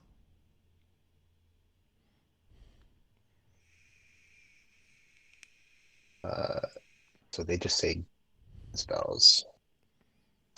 What are we talking about here? Are we talking about like? Oh God, I don't know how to use Twitch chat apparently at all. I assume they want something like Jaya's Greeting. By that, I know Stibbs will be very mad at me for proposing Jaya's Greeting. Would a mono red deck with a bunch of volcanic hammers be desirable? There we go. There's a question. So let's see. So I'm going to open up a second window here of... I'm literally just going to search up deals 3 damage in red at common. It certainly was out and about on Mitgo. I would say that having a deck that completely doesn't play to the board is less than desirable in my mind. I think that if you just obviously if you just have a stack of, what would it be, 23 bolts and bolt alikes and lands to cast them with. In fact, you probably want to go more than 23, but that does not make for engaging gameplay. I'm gonna be honest. I think burn is a thing that exists in constructed formats, and one of the beauties of cubes is you get to determine whether or not that's something that's okay. Currently, as of time of recording, let's see. Let's actually just go back to nothing filtered. Currently, as of time of recording, so we have burst lightning, which is less than a bolt. We have traditional bolt. Got heartfire, which requires you to have creatures on board. We have lash out, which, spoiler alert, maybe getting cut in favor of flame prophecy. Magma jet. I'm not like seeing a huge preponderance here of actual burn spells in the current cube. I mean, obviously we've got like Rift Bolt, Skewer the Critics. I mean, do you feel like 15 between instant and sorcery? Yeah. Decontest, do you feel like there is more burn in the current cube than you want? Or is this strictly speaking about the Moto cube?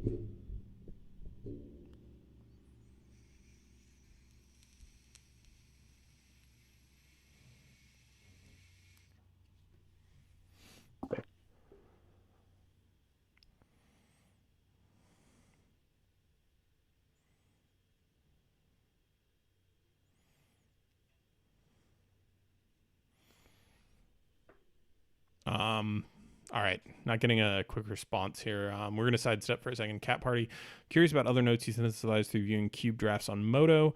Felt like cube was removal heavy and grind. Oh, wait, Decontest getting back. I think that I've played Mono Red. I would enjoy more options to deal the last 8 or so damage. So you're saying you would prefer more burn in the cube currently?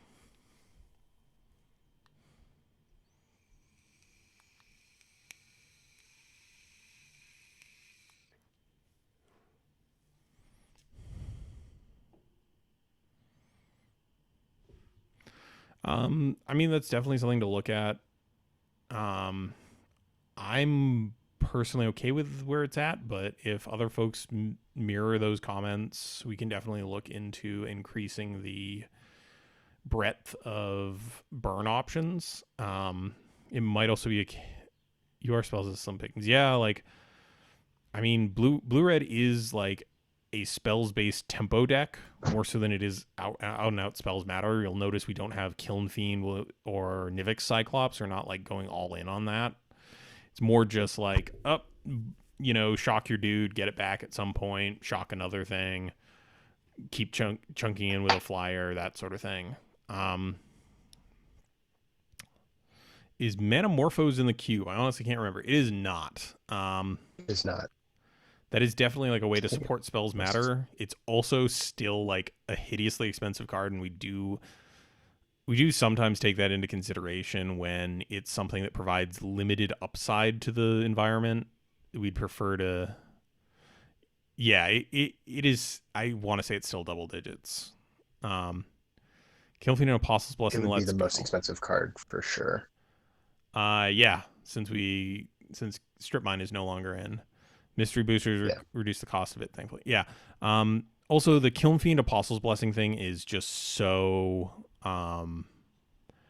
If your opponent has 2 removal spells, you're kind of just screwed. I don't generally like supporting that type of blitz strategy in a limited environment just because the payoffs aren't high enough density, and you do really need to land as many of the free spells. Isn't Predatory more than Manamorphose? I hate to tell you, I believe right now. Let's see. Manamorphose. 627 for Predatory Night Stalker, and cheapest printing, according to Skyfall, Mystery Boosters for Manamorphose, 650. So. Okay, that's actually come down quite a bit. Spells Matter, does Keep Safe get any consideration for protecting your board threats? Let's pull up Keep Safe. That's the blue shelter variant. I thought it was interesting. The biggest problem I had with that card while we get it pulled up is Keep Safe is really hard to use offensively, unlike Shelter. So it's harder to say I'm going to give my creature give it protection essentially and swing through a blocker to deal that final point of damage. It's more reactive, potentially less interesting. There are other ways for blue basically the same thing. Yeah, I mean, I think like having this, as Stibbs points out, as a counter target removal spell draw card is probably fine. I think thinking of this as a Shelter variant is when this does something very different. I mean, like, a lot of the times it's going to be similar, but this does have like weird cases of like protecting other non-creature permanents from getting blown up by something. Regardless, you can also do this to like get some funky situations. Like if your opponent is in a situation where they have to 2-for-1 themselves for some reason on burn spells to get something dead because it's just too big for them to deal with. Or like they use a burn spell to actually make a trade during combat. This is a lot better. It gets a lot better in those situations. All right. Yeah, I think Keep Safe is something worth considering just because, and I know it was in our list, a bad Shelter is still okay. It is definitely more a defensive thing, and that does fit in more with like Tempo's goal of like establish a threat, protect it, keep turning sideways. If it said speller ability, it'd be gross. Yes, it would. Stifle effects are always a little rough to play against. Just to scroll up a little bit in chat here, I did see Cat Party asking, other notes you synthesized reviewing Cube Draft Moto, it felt like Cube was removal heavy and very grindy. You mentioned earlier giving aggro more lines, and I'm always unsure as to the amount of tweaking to give, i.e. amount of cards an archetype needs to stay balanced. So,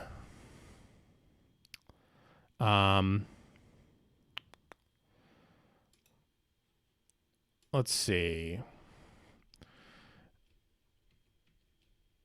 So, the thing about the removal pile right now is, honestly, black doesn't really have an aggro deck, and it gets a pile of removal, so you wind up with it being a more control heavy color. If we felt like there was removal that needed to get cut, because red's removal gets played in aggressive decks, and as a result, I don't want to cut it just because it does enable that aggro deck. I think black's removal is definitely the one that is actively being played against the aggro decks. White to a little bit of extent. Blue-white is not always something that sort of comes together as a controlling deck. But I think I'm currently happy with the state of removal. It could probably stand to go down a little bit, but increasing the number of resilient threats that make removal less appealing and less of a surefire thing, I think is something that is going to help that. Or just stuff that like you get value when it dies, so that, you know, your opponents have to actually think about, you know, not just this removal spell, but the next one as well. You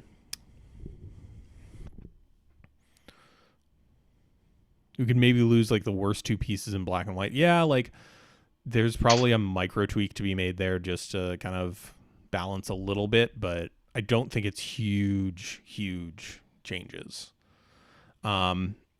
Simples is including, not sure if Discord user Ray Otis is in the chat, but he's asking if Cogwork Librarian can be cut because he plays online and it doesn't work.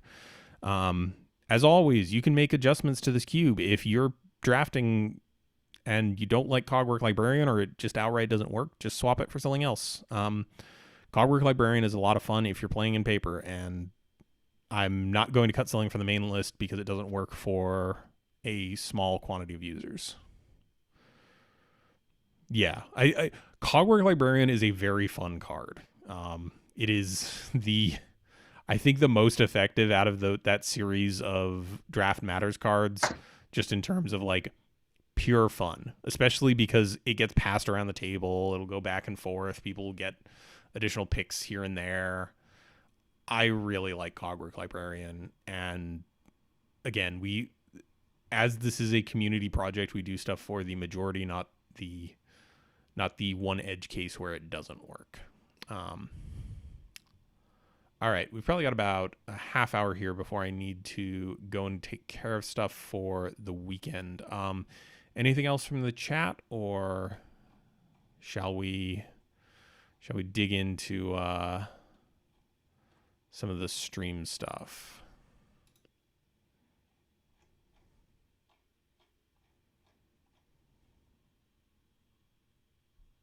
I'm finally checking the reply was posted. You're breaking up something awful there, buddy. Yeah, sorry, my my headset is only good for about 3 hours. Gotcha. If not, I'm just gonna go backwards into forward, backwards in time, covering some of these questions that showed up in the streams channel. First off, would we consider Night Stalker removal in black? If so, I think maybe rethinking this card, as it is also a rare card to find and quite expensive card as well. So this was asked by Naughty980. I would consider Night Stalker a removal spell insofar as it is an ETB creature that removes another creature. I'm wondering about this user's location because I know that Portal had a weird release pattern in certain regions. I think until we have a more reasonable option to put in its place that is a little easier to find, I still like having it there. It's something that could get cut at some point if folks feel like it isn't working. But I'm wondering how much of that is a regional thing. I forget. I don't know if anyone in chat remembers what the deal was with release regions for Portal, but oh, Stibbs is heading out. So yeah, for now, Night Stalker, yes, it is a removal spell. No, it is not getting cut for cost reasons. It is, I believe, one of the only cards over $1 in the cube. There are very few at this point. Believe me, we are aware. Let me just see. I believe it is the most expensive. Oh, there's a couple of other ones. Yeah, Deprive is a couple bucks. Preordain, Nature's Lore. Wayfarer's Bauble is a couple bucks. That doesn't seem right. Yeah, so not removing it for cost reasons because it is still, this cube is still incredibly cheap as a whole. I love Night Stalker for the printing completely and with completely inaccurate text. Yeah, not gonna lie, I always find those types of things a little bit entertaining. Going up. We've got Carnage asking about the Monarch cards, specifically Palace Sentinels and Crown Hunter Hireling. Crown Hunter is incredibly slow. Red does not want to be hitting 5 mana a whole bunch, and the color combos in which it does, it is probably paired with another color that has better card draw than it. Palace Sentinels is another one. I'm not personally a fan of the Monarch as an ability in 1v1. Fizzled, I don't know if you have a strong opinion on the Monarch cards. I know that we're currently running... Are we currently running Thorn of the Black Rose? I thought we were. Thorn is the only one that should still be in. Yeah, Thorn is the only one currently in. Yeah. I would honestly say that could probably get cut. That's believable. Well, let me amend that. Before I say that Palace Sentinels, before I say that Thorn should probably be cut, I would consider whether we would be replacing it with something else that tangle with and defeat a 3/3 or 5 green hexproof creature. I don't have feelings about it either way, mind. For Palace Sentinels, I was a huge fan of the Boros Monarch deck in Pauper Constructed. I have an emotional response to it leaving the cube, or had an emotional response to it leaving the cube. But the 4-drop spot white right now, especially when you're on an aggro or tempo plan, is kind of clogged. And I'd like for the 4-drops that I play to move me towards winning the game instead of move me towards eventually winning the game, if that makes sense. Yeah. I also see Decontest in the chat saying, I'm assuming this is discussing the Thorn of the Black Rose, that it's one of the windmill slams in the cube.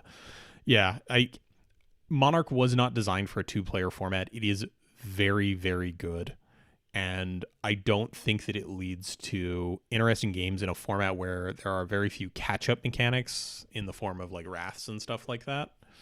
So I am inclined to not think that Monarch's a great thing here. Yeah, Carnage left a lot of comments prior to this stream. We've got Loyal Cathar. I honestly like Loyal Cathar. I'm going to consider that one. For folks who are not familiar, it's a great way weenie card. It's a bear with vigilance. When it dies, you get a piker that can't block. This is plus the token has a typo. Yeah, the famous beginning your end step. Um, I like Loyal Cathar. I think it's a solid way to support white aggro. Um, let's see. I know it was in the cube when I started. I don't remember what Stibs cut. I don't remember when it was cut either. I would be very fine with it getting back in. Oh, Silver Drake's an interesting one. I know this one has come up before with regards to the blue-white sort of flicker theme. So this is a 3-mana 3/3 that when it comes into play, return a white or blue creature you control to its owner's hand. This lets you basically rebuy any TB effect. It's honestly, in my opinion, a worse version of the Cavern Harpy. With the upside of it has a more reasonable body for actually turning sideways. The gating creatures from Plane Shift are all interesting. I'm not 100% sold, but it's one that we'll maybe talk about behind the scenes a little bit more. Tumble Mag used to be in Nivix Cyclops. We addressed. I don't think that specifically the Blitz style of deck is one that either is. I have sort of two layers of critique on this. If it doesn't come together, right, you're left with either bad creatures or spells that don't do much. If it does come together and your opponent doesn't have a way to interact at instant speed, possibly through a counterspell, you just win. It is in the realm of like Storm in terms of like kind of parasitic feeling archetypes. The other thing is like they're like Kiln Fiend is not great just in any deck. Like you need to really commit to it. So having these sort of more linear, narrow archetypes, I don't think benefits the cube as a whole. Also probably prices us into like playing a bunch of free spells that folks might not be super pumped about. Let's see. What else is there that I would like to talk about out of this huge list? There was the big discussion of Goblin War Drums. I will reiterate what I felt about this. Goblin War Drums, most of the time when it works, is just a... what is that card? Yeah, so the delta on Goblin War Drums and Falter is pretty minimal. Obviously, this one doesn't stop flyers from blocking, but honestly, I would be much happier just including creatures can't block style effects versus...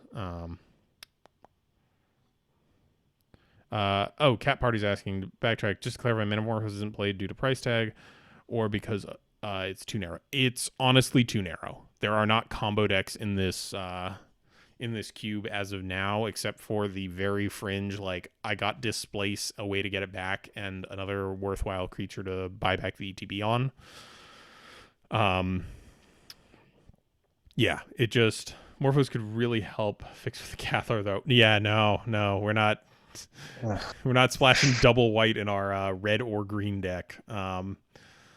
Yeah, it honestly, Metamorphose has a place. I know Usman a while back tried a Storm package for his Pauper Cube. He found out that it required a lot of slots to have the density, and folks still didn't draft it because they assumed it wouldn't be good. Metamorphose is a very good card for those types of strategies, but it's kind of just those strategies. Let's see. It also doesn't signal very well at all, which is... Yes, it is a very nothing card. Slots. What do we got? Oh, see, I would have said Nightbird's Clutches instead of Falter. I'm finally looking at the screen. Oh, sure, yeah. There's a million of those, like some quantity of your opponent's creatures can't block. Yeah. Yes, that's also a fair point, Cat Party. Like, Metamorphose does not indicate what Gruul wants to be doing in the least. Let's talk about one that we have promised that we would talk about for quite a while. Let me get the right art on this, though. There we go. This is Exclude. It is a very good counterspell. It is gas. It is pure gas. I believe this was in the cube at one point or another. It wound up getting cut because blue is quite a good color pair. I really like Exclude. I'm honestly considering putting this literally to a vote in chat and saying like Exclude or I don't know, Remove Soul or something like that. Like I don't want to up the number of ways that blue has to deal with creatures specifically. Your first individually bought card, I love Exclude. Like, to clarify, I jokingly refer to this as Pauper Cryptic Command, and I will do that forever. I like that may be a joke, but it's not super far removed from reality. Yeah, this is just this is a good card. We will talk about it and probably put some stuff to votes. It's really no joke. For what it's worth, that came out in the Magic Origins update, so almost 5 years. Wow, Magic Origins was a while ago. Guess I forgot that. I personally really love Exclude. I think it's the type of thing that we could do. On the other hand, like I see like mentions of foil. Foil is not a good card in this cube. I'll bring it up for folks. Foil is the cheap version of Force of Will. There is nothing in this cube that is worth 3 for 1ing yourself. Yeah, I don't know. This is the type of thing that sees play in constructed formats where there are like very powerful one-turn things where like you're gonna die if you don't counter this last spell. Foil is by and large a 4-mana cancel or 4-mana counter spell. The times at which you want to like 3 for 1 yourself, very rare. Also mentions of Topin Freeblade.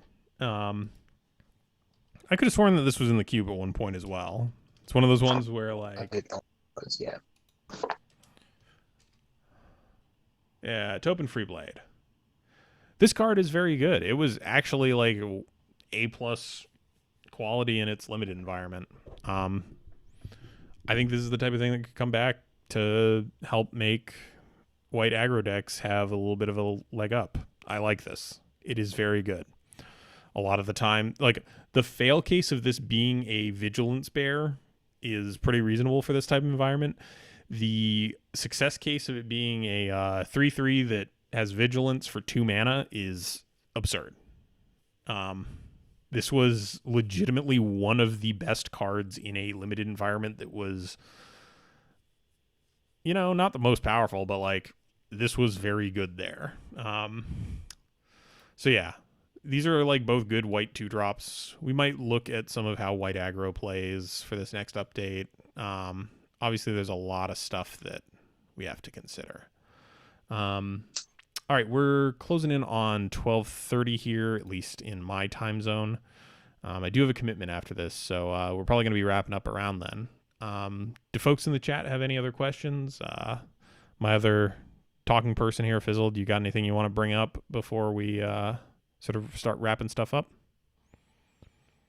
No, not really. I've appreciated seeing people's opinions, especially people who've gotten to maybe play in person with some of the Ikoria cards. I will say, please do not play the cube in person for a while. Yes. I am not a lawyer. I am not a doctor. Just please, like, I've no expertise to tell you. Just stay home, folks. The cube will be there when you're done.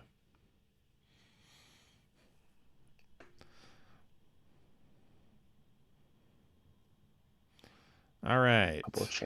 I'm just letting folks have a little bit of a chance here to bring up anything that they think they'd like us to talk about.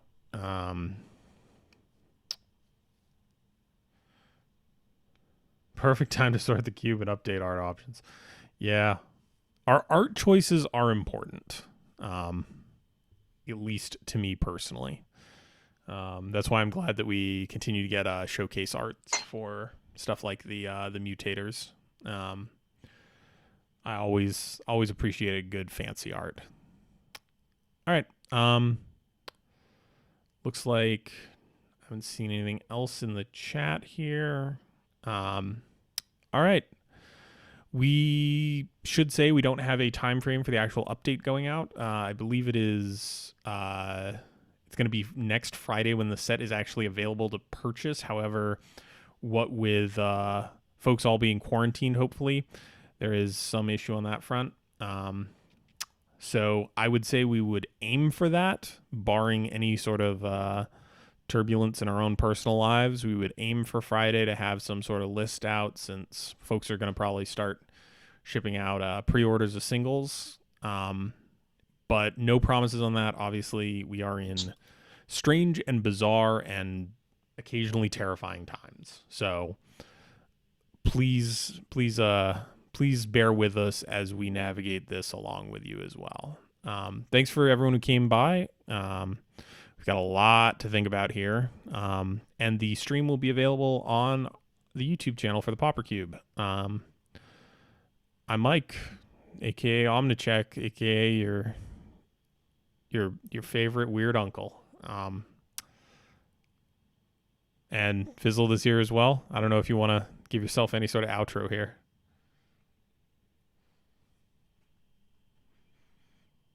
Fizzled. Oh no. Oh no. Top 5 weird uncles. Yeah, there you go. All right. Oh, lost voice. Okay. So for me and on behalf of the other committee members, Yunra, who couldn't be here until the very last minute here, Fizzled, who has gone temporarily mute, unfortunately, due to Discord. Thank you all for coming out. This was super informative. We thank you for your continued support of these Q&A streams, and we'll try and get that update out soon. Thanks. You're all wonderful.